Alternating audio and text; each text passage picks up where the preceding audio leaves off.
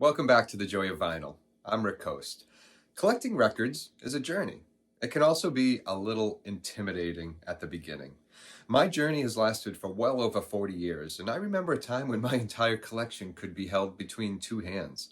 At the time, I contemplated what is the best way to display them in my bedroom. Should I put up shelves and line them up? Was it better to keep them in a box? Should I sort them in alphabetical order or by favorites? Well, since then, my collection has come a long way, and I have a different set of concerns. My main one now is how to handle the overflow since it has outgrown the custom cabinet I had built for it a couple of years ago.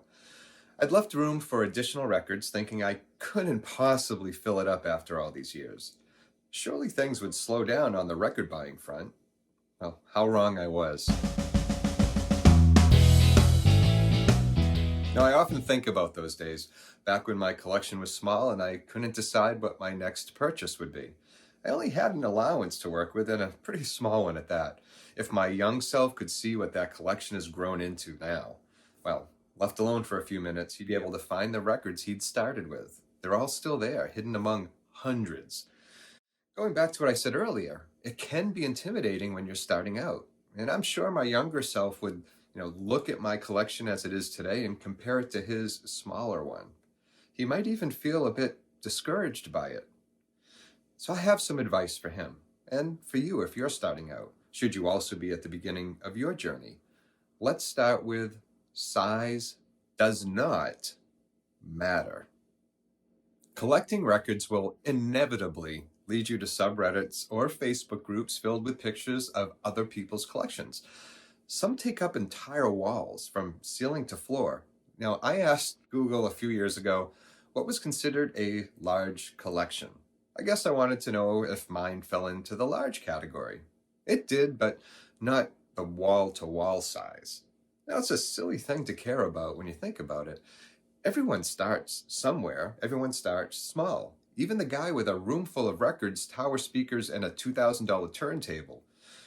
Some collections stay small, carefully curated by their owner. No matter what the size of your collection is, it's your collection. It can grow or it can remain where it is.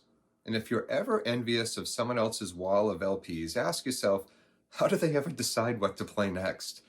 I found that, even with a collection my size, I play a few records way more than others.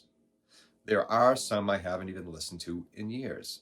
I remember why I bought them and for what songs, but they fell out of rotation a long time ago. I doubt some will ever find their way to the turntable again. If they do, it'll probably be out of pity. Which leads me to this. Buy what you love and what you'll listen to. Now think about space, overflow, and of course, money. If someone criticizes your collection size or even what's in it, ignore them. Don't give them a second thought. As with any hobby or passion, there are elitists who will feel it's their right to criticize or that they're the quote-unquote experts.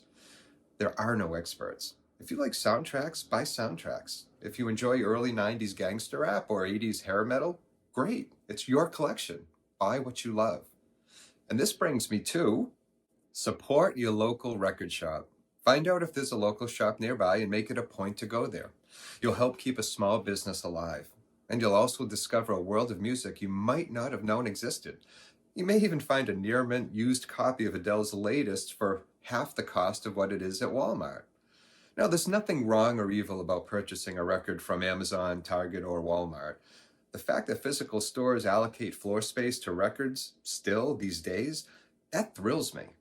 I've bought a few records on Amazon and a truckload through Discogs online. More often than not, I check with my local record store first. If they don't have what I'm looking for, I'll usually turn to Discogs for a deal. Now, it's the local record shops that have kept vinyl alive. So let's show our appreciation and do the same for them. Also, check out yard sales. You'll be surprised at some of the treasures you'll come across for a buck or less. I've adopted records I've stumbled upon at flea markets and antique shops. And if you do, always clean them before playing them. You don't want your listening pleasure or stylus harmed by a dirty record. And speaking of listening pleasure, buy a decent turntable. And by that, I definitely don't mean you need to spend a lot on a turntable. For a fantastic listen, I personally recommend the U-turn Orbit if you're starting out and are budget conscious. I have a custom one and I absolutely love it. You can upgrade over time as well. But what I wouldn't recommend are some of those suitcase players or turntables that you can find for 70 bucks or less. If the player only costs a little bit more than the record or two records, I'd probably stay away from it. The sound will suffer, and there's a good chance your records will too. But in the end, it's all about you. Now, if you enjoy vinyl records as much as I do, feel free to subscribe. And if you would like to know when new episodes are released, also click the little bell icon below. And until next time, please take care of yourself and enjoy your records.